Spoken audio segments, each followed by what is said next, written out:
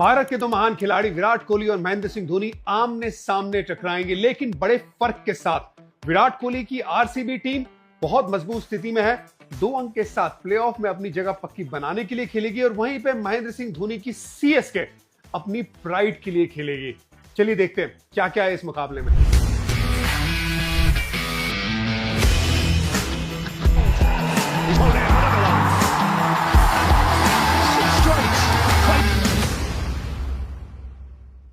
RCB का वो trophy जीतने का सपना जो 18 साल से सिर्फ सपना ही है, लेकिन इस बार ऐसा लग रहा है कि पूरा हो सकता है। 2016 के बाद अगर आप देखेंगे, पहली बार ऐसा लग रहा है ये आरसीबी की यूनिट ना एक पुख्ता यूनिट नजर आ रही है। बहुत सारे जो खाने हैं ना उसे टिक कर रही है, चाहे वो गेंदबाजी में हो। गेंदबाजी की अगर बात करें तो वहां पे एक्सपीरियंस भी नजर आ रहा है, टॉप नई गेंद से अच्छी नजर आ रही है, मिडिल ओवर्स में स्पिनर अच्छी गेंदबाजी कर रहे हैं, आखिर में यॉर्कर डालने वाले गेंदबाज ना अपना कद बड़ा कर रहे हैं, और उसके बाद बल्लेबाजी में एक इंडियन कोर नजर आ रहा है जो सालों साल ना वो नजर नहीं आ रहा था। आप देखेंगे देवदत्त पडिक्कल नजर आ रहे हैं, उसमें पाटीदार नजर आ रहे हैं, कप्तानी भी उन्हें सौंपी, ये भी एक बहुत अच्छा दांव था। वहीं पे आप देखेंगे कि किस तरह से जितेश शर्मा 2 पारी बहुत अच्छा खेले, कुणाल पंड्या की वहां पे एक इनिंग बहुत बढ़िया आई। ओवरऑल आप देखेंगे तो इंडियन जो कोर है उसने इस आरसीबी की यूनिट को लिफ्ट किया है जो बहुत सालों से मिसिंग था। तो इसी वजह से वो आईपीएल की पहली ट्रॉफी की उम्मीद आरसीबी के फैंस को जो चिन्ना स्वामी में हर साल आते उम्मीद के साथ और निराश होकर चले जाते। लॉयल्टी उनकी कभी नहीं गई, लेकिन ट्रॉफी भी तो कभी नहीं आई। इस बार वो उम्मीद है, और इस आईपीएल ट्रॉफी को जीतने का जो ख्वाब देखा है ना, शिद्दत से अगर किसी ने सबसे ज्यादा देखा है तो वो है विराट कोहली ने। सब कुछ तो अचीव कर दिया इस खिलाड़ी ने। वर्ल्ड कप की ट्रॉफी है, 20 ओवर वर्ल्ड कप की ट्रॉफी है उसकी कैबिनेट में, ऑस्ट्रेलिया में जाके जीते और अलग अलग मुल्कों में जाके ना अपना झंडा गाड़ा है परफॉर्मेंस का और साथ में अपने मुल्क का। लेकिन आईपीएल की ट्रॉफी नहीं आई, वो सपना है, लेकिन उसमें सबसे बड़ा योगदान भी तो उन्हीं का होना चाहिए ना। देखिए, सबसे ज्यादा रन बनाने वाला खिलाड़ी है, स्ट्राइक रेट भी अच्छा है, औसत भी अच्छा है, लेकिन इस सीजन ना अपने करियर स्ट्राइक रेट जो 132 का है उसको ऊपर लेके गए, 138 पे लेके गए। अपना जो करियर औसत है वो लगभग 40 का है आईपीएल में, अब इसको लेके गए 60 के ऊपर। इसका मतलब सबसे ज्यादा मेहनत भी वही कर रहा है, ख्वाब भी वही देख रहा है, अब रिजल्ट उसे मिलना ये लाजमी है। आज नहीं तो कल वो रिजल्ट मिलेगा। देखिए, आरसीबी ना अच्छा इसलिए कर रही है क्योंकि ऑक्शन टेबल पे जब बैठे थे ना, और उससे जो पहले प्लानिंग थी जिसमें मैनेजमेंट को बहुत ज्यादा क्रेडिट देना चाहिए, वहां पे जीते हैं। ऑक्शन टेबल को जीते इतना आसान होता नहीं है।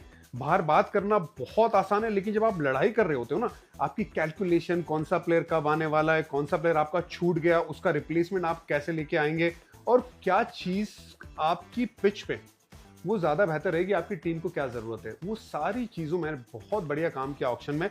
एक इंडियन कोर को बनाया, मैंने इंडियन कोर की पहले भी बात की थी, और इंडियन कोर को यहाँ पे ला के ना कप्तानी भी उसे दे रहे, और साथ ही में ऐसे गेंदबाजों को लेके आए कि जिसके पास एक्सपीरियंस हो। भुवनेश्वर कुमार का एक्सपीरियंस, हेजलवुड का एक्सपीरियंस, 200 मैचेस खेल गए ऑस्ट्रेलिया के लिए हेजलवुड, बहुत बड़ा नाम है वो। थोड़ा अंडररेटेड आईपीएल में नाम है, लेकिन नाम बहुत बड़ा है। और साथ ही में सुयाश जो इंडियन गेंदबाज है ना, उसने भी जो इकोनॉमी है, सबसे अच्छी इकोनॉमी है।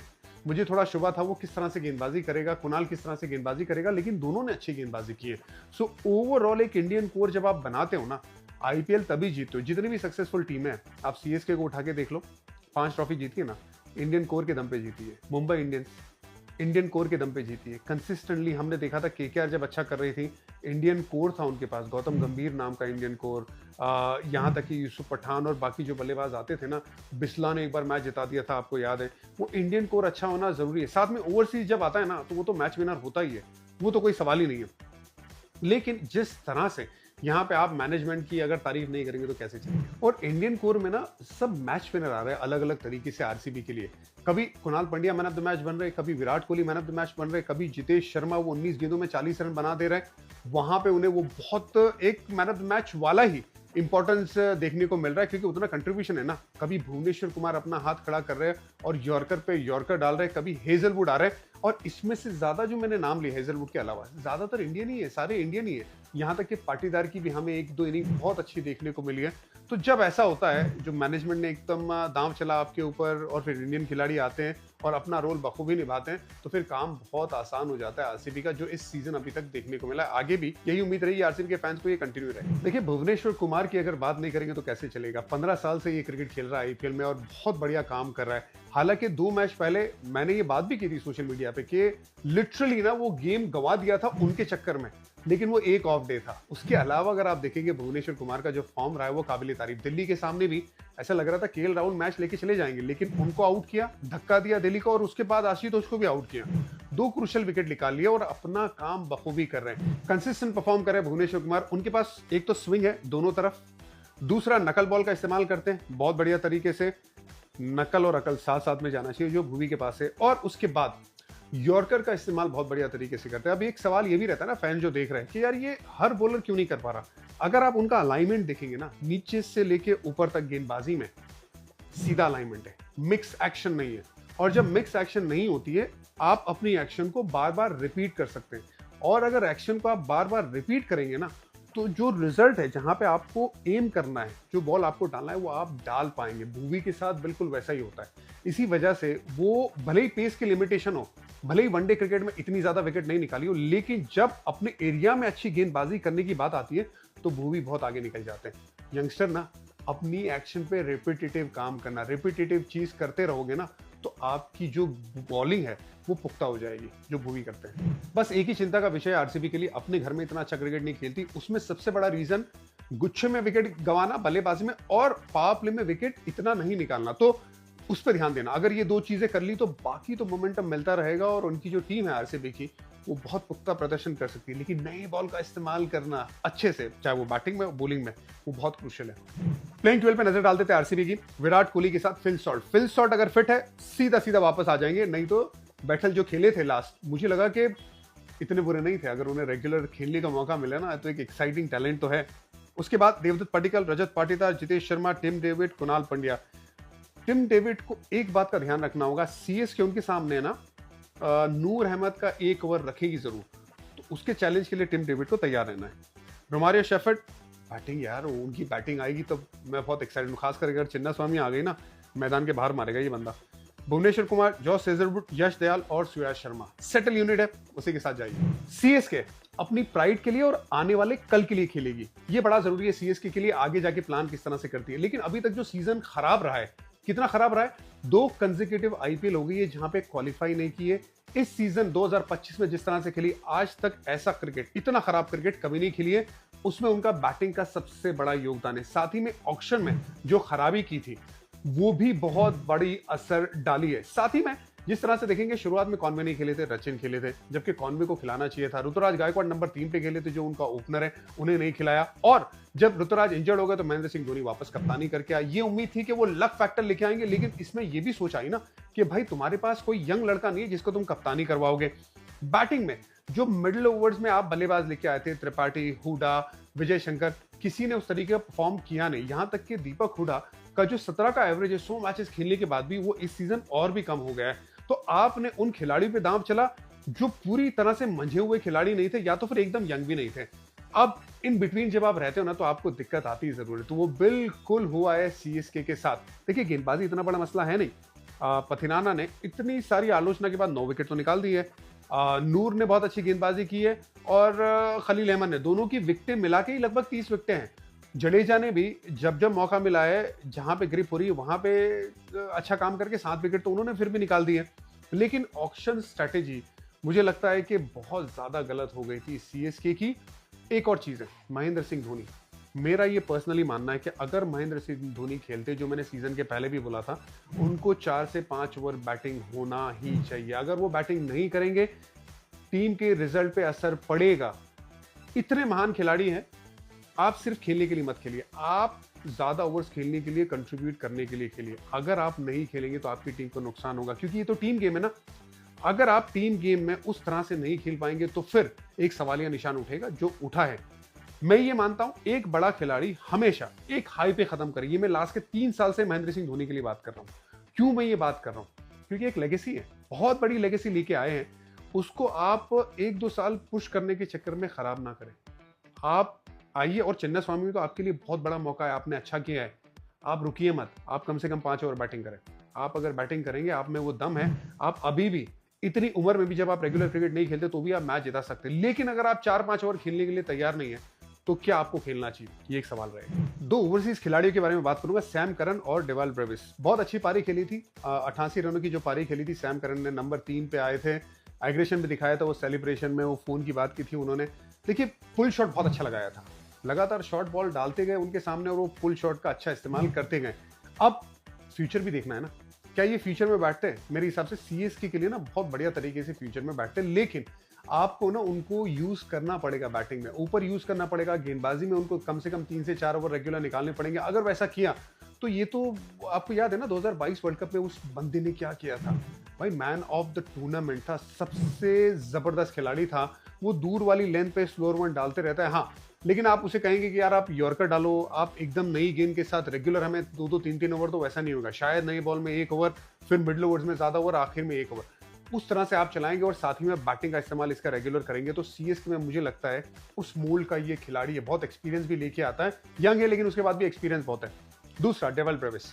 डेवल ब्रेविस ऐसा खिलाड़ी मिला है ना जो दो बहुत अच्छी इनिंग खेली, एक 42 रन की इनिंग खेली और एक 30 रन की इनिंग खेली है, और दोनों इनिंग में बहुत अच्छे नजर आए, पुख्ता नजर आए, स्पिन फास्ट बॉलिंग दोनों में ही अच्छा खेलते हुए नजर आए और बड़े शॉट लगाते हैं। एक बड़े शॉट लगाने वाला टॉप 4 टॉप 5 में खिलाड़ी सीएसके के लिए होना आगे जाके मस्ट है, और अगर वो दुनिया में बाकी जगह पे भी लीग खेलता है ना तो और भी ज्यादा पॉजिटिव है, क्योंकि उसके पास वो एक्सपीरियंस आएगा अलग अलग गेंदबाजी खेलने का, अलग अलग पिचेस पे खेलने का, तो फिर उसमें एकदम फिट बैठते हैं डेवल ब्रेविस। जडेजा का नंबर 4 पे आना और उस तरीके से प्रदर्शन नहीं करना, ये बड़ा मुश्किल में लाके खड़ा कर दिया है सीएसके को। मेरा ये मानना था कि अगर वो नंबर 4 पे बैटिंग करते ना और गेम को चलाते तो उसके इर्द गिर्द बाकी बल्लेबाज खेल सकते थे, लेकिन ऐसा नहीं होता है कि जब आप नंबर 4 पे बैटिंग करते हो तो उसी स्ट्राइक रेट के साथ आप अपनी पारी खेलते जाओ, वैसा काम नहीं चलेगा। अब हो क्या रहा है कि वो 4 नंबर पे बैटिंग करे तो शिवम दुबे को और नीचे आना पड़ रहा है, शिवम दुबे और नीचे आ रहे हैं, मतलब उनको यॉर्कर के सामने वो बड़े शॉट लगाने पड़ते हैं जो उनकी ताकत नहीं है। शिवम दुबे की ताकत इतने सालों से क्या रही है, वो लेंथ पे बड़ा शॉट लगाते हैं, वो यॉर्कर पे इतना बड़ा शॉट नहीं लगा पाते, इसी वजह से ये पूरा काम गड़बड़ हो रहा है। तो अगर जडेजा खेल रहे तो जडेजा की जिम्मेदारी रहेगी नंबर 4 में कि थोड़ा तेज भागे, ये स्ट्राइक रेट से काम नहीं चलेगा, 120 वाली स्ट्राइक रेट से अब काम नहीं चलता है, उनको वो चीज पे थोड़ा ज्यादा तवज्जो देने की जरूरत है। और स्पिन के सामने है ना वो बड़े शॉट आना ही चाहिए जो जिसमें पीछे रह जाते हैं रविंद्र जडेजा। अब शिवम दुबे को खास करके चिन्नास्वामी वाली पिच पे आप अगर ज्यादा पीछे रखोगे ना, आप उसकी जो पूरी कैपेबिलिटी है उसका इस्तेमाल नहीं कर पाओगे। आरसीबी की पिच जो चिन्नास्वामी में है वो बहुत अच्छे से जानते हैं, उनके लिए खेल चुके हैं शिवम दुबे, तो उनका ऊपर आना, अच्छी ज्यादा गेंदें खेलना वो बड़ा जरूरी है। तो अब ये किस तरह से मैनेज करेंगे महेंद्र सिंह धोनी, ये देखना होगा, क्योंकि शिवम दुबे अगर उनका बल्ला चला तो आरसीबी को परेशान कर सकते हैं। देखिए पथिराना पे बहुत सवाल उठे, एक तो वो लेंथ नहीं डाल पाते, वो यॉर्कर पे सीधा चले जाते हैं, और दूसरा उनकी जो एक्शन चेंज हुई है उसमें उनको मुझे लग रहा है एडजस्ट होने में टाइम लग रहा है, इसी वजह से बहुत ज्यादा वाइड डाल रहे हैं। मुझे लगता है कि यार ये लड़के के पास ना सीएसके के लिए फ्यूचर में है, वो दम है, ऐसा नहीं है अभी काम नहीं हो रहा है, अभी वो इकोनॉमी 10 के ऊपर है, लगभग 11 की तरफ जा रही है, विकेटें भी इतनी ज्यादा नहीं मिल रही है, वो इंपैक्टफुल विकेटें नहीं मिल रही है जिसकी इनकी उम्मीद है। पिछले मैच में 2 विकेट निकाली थी, लेकिन ऐसा था कि मैच लगभग चली गई थी। अब आपके पास ना नेथन एलिस नाम का खिलाड़ी, आप उसे इस्तेमाल करिए। ये इसका मतलब ये नहीं कि पथिराना एकदम से सीएसके से गायब हो जाएंगे, मुझे लगता है आने वाले वक्त में ये बिल्कुल सीएसके के लिए अच्छा खेल सकते हैं, लेकिन अभी काम नहीं कर रहा है तो आप बदलाव कर सकते हैं ना, आपको पता भी चल जाएगा नेथन एलिस में कितना दम है। आइडियली आप चाहते हैं कि रचिन रविंद्र ना प्लेइंग 12 में जगह बनाए, क्योंकि फिर अच्छी ताकत मिल जाएगी आयुष महात्रे के साथ, right and left hand combination. लेकिन सैम करन, डेविल ब्रेविस, नूर अहमद, ये 3 तो मस्ट है, तो जगह बनती है अगर रचिन रविंद्र की कि अगर एक इंडियन फास्ट बॉलर खेल जाता है पथिराना की जगह पे, आप इनको खिला सकते हैं। और मैं तो ये मानता हूं कि नेथन एलिस को खिलाना चाहिए, लेकिन अगर नेथन एलिस को नहीं खिलाए तो फिर रचिन रविंद्र की जगह बनती है और उसके बाद एक फास्ट बॉलर को आप खिला दीजिए, वो जो भारतीय खिलाड़ी है, और आपके पास भारतीय फास्ट बॉलर है। चलिए अगर रचिन रविंद्र नहीं खेलते तो प्लेइंग 12 क्या हो सकती है, तो शेख राशिद / रचिन रविंद्र, फिर Ayush Mhatre, Sam Curran, Ravindra Jadeja, Dewald Brevis, Shivam Dube, Vijay Shankar. क्योंकि दीपक हुडा का परफॉर्मेंस इतना अच्छा रहा नहीं है, तो क्या उन्हें बैक करेंगे अभी या विजय शंकर को दोबारा लेके आएंगे? महेंद्र सिंह धोनी, उसके बाद नूर अहमद, खलील अहमद। अब बात आ जाती है अंशुल खम्बोज को आप खिलाइए, और फिर ओवरसीज खिलाड़ी ना भाई, अगर आप रचिन को ले रहे हैं तो फिर नेथन एलिस की जगह नहीं बनती है, रचिन को नहीं ले रहे तो फिर नेथन एलिस की जगह बन जाती है। और देखिए फास्ट बॉलिंग में ना आपके पास ऑप्शन है, कमलेश नागरकोटी है, आपके पास मुकेश चौधरी है, इन दोनों में से आपको जो भी लगता है आप उसे खिला दीजिए। चलिए मैचअप पे आते सीधा। विराट कोहली बनाम नूर अहमद। 4 इनिंग में 63 रन बनाए विराट कोहली ने और स्ट्राइक रेट भी कमाल का है। 143 के आसपास का स्ट्राइक रेट है और 2 बार आउट भी किया है नूर अहमद ने। तो ये तो बराबरी का खेल चला है। अच्छा खेली भी है विराट कोहली और नूर अहमद ने आउट भी किया है। क्या सीएसके पावर प्ले में उनको लेके आएगी विराट कोहली के सामने जल्दी से, ये मैं देखना चाहूंगा। और साथ ही में वो गुगली को किस तरह से, स्टंप से जो गुगली बाहर की तरफ जाएगी उसे किस तरह से विराट कोहली काउंटर करेंगे। क्या ओवर द कवर या सामने की तरफ जाएंगे, ये देखना होगा। एक कांटे की टक्कर देखने को मिलेगी। दूसरा, शिवम दुबे बनाम जॉस हेजलवुड। अभी तक आउट नहीं किया है हेजलवुड ने। लेंथ जो डाल रहे उसके सामने ना कड़ा प्रहार कर रहे, ये एक चैलेंज बढ़िया देखने को मिलेगा। सो 2 मैचअप तो बढ़िया हो गए वहां पे। अब इसके बाद देवदत्त पडिक्कल और खलील अहमद। भाई साहब एक भी रन नहीं बनाया, 2 बार आमना सामना हुआ है और एक भी रन नहीं है देवदत्त पडिक्कल का, 2 बार आउट भी हुए हैं। तो ये जो मैचअप है वो आई एम श्योर जो एनालिस्ट रहेंगे सीएसके के उनको पता होगा। अगर देवदत्त पडिक्कल कभी भी आ रहे हैं, सपोज नए बॉल पे आ गए तो आसान है, लेकिन अगर बाद में आते देवदत्त पडिक्कल थोड़ा अच्छा सेट हुआ, क्या एक ओवर रख सकते हैं खलील अहमद की पडिक्कल के सामने। ये एक मैच बड़ा जबरदस्त होगा। दूसरा मैं ये देखना चाहूंगा महेंद्र सिंह धोनी के सामने ना श्रेयस को आप जरूर रखिए 1 ओवर के लिए। श्रेयस शर्मा ने बहुत अच्छी गेंदबाजी की है। सारे जो गेंदबाज है आरसीबी के उसमें सबसे बेहतरीन इकोनॉमी लगभग 7 के आसपास वो श्रेयस की है, बाकी सब 9 के करीब है, ये 7-8 के अंदर है। इसका मतलब आप उनको बिल्कुल परेशान कर सकते हैं महेंद्र सिंह धोनी को। शुरुआत की बात अलग थी लेकिन अभी कंट्रोल आ गया है, कॉन्फिडेंस आ गया है। आप रखिए जरूर उनकी 1 ओवर। फिर महेंद्र सिंह धोनी को किस तरह से काउंटर करना है वो भी एक चैलेंज रहेगा, लेकिन जो उनकी गुगली है वो परेशान कर सकती है धोनी को। देखिए पॉइंट्स टेबल पे ऊपर है आरसीबी और ये भी कहा जा सकता है ना कि भाई हाँ वो पानी के भाव के साथ आगे और चली जाएगी और 16 अंक पे पहुंच जाएगी, लेकिन किस चीज का ध्यान रखना आरसीबी को। डेविल प्रेविस मुझे लगता है बड़ा खतरनाक खिलाड़ी है, उस पर बहुत ध्यान रखना। और साथ ही में आयुष मात्रे, अगर शुरू में वो चल गए ना और अगर उनको आउट नहीं कर पाया, खामोश नहीं रख पाए, वो गेम को निकाल सकता है। क्योंकि एक तो यंग है ना, कोई बैगेज नहीं है, और उसने अगर 30-40 रन की अच्छी शुरुआत दे दी तो मोमेंटम मिल जाएगा सीएसके को। और साथ ही में आखिर में गेंदबाजी करना एक और बार चैलेंज रहेगा, क्योंकि आखिर में ना मुझे लगता है वो यॉर्कर में धोनी का बल्ला चला तो फिर आरसीबी को दिक्कत हो सकती है। लेकिन अगर ये 3 चीजें नहीं हुई तो फिर आरसीबी वो 2 अंक लेके चली जाएगी, ऐसा मुझे लगता है। आप लोगों को क्या लगता है?